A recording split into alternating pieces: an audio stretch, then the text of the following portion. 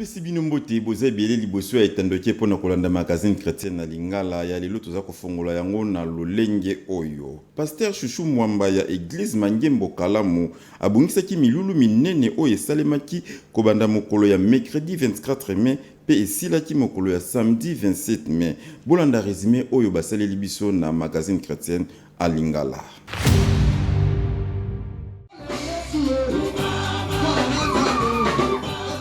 Femme, ton cas est différent. Des mamans na likambo ya milulu minene oyo esalemaki na église de Mangembo Kalamu na département na bango ya ba mama oyo esimbami na pasteur Chouchou Mwamba. Na boye ba oratrice bazalaki misato. Mokolo ya mercredi 24 mai, la fille du prophète Blandine Teka azalaki wana. Azoloba est-ce que na raison enseigner binote que pona mobali esengele sala nini akata suki. Alléluia. Mais si dans le Nouveau Testament, kuna balobi nature faut enseigner bino mobala kokoza la suku bilaiti. Mais kuna ezalaki instruction. Onzamba pesa ki suki na ye kokata na te. Mukolo suki bakata ke ba Dalida eza mukolo ba Philistins basaki ni nzwa ki.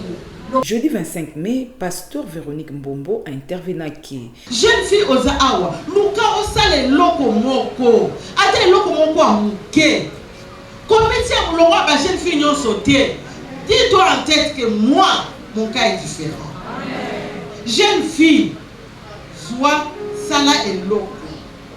Ozo sala et loko, même et loko amuke.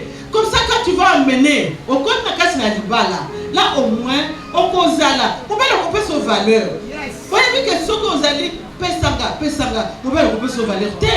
Na boy samedi 27 mai pona kosukisa ye moko hôte ya milulu pasteur Chouchou Mwamba azalaki wana ndeko mama ndeko elenge mwasi milulu ya balolenge ya boye kozanga te po ete mabota na biso esimbami na bino ba mama.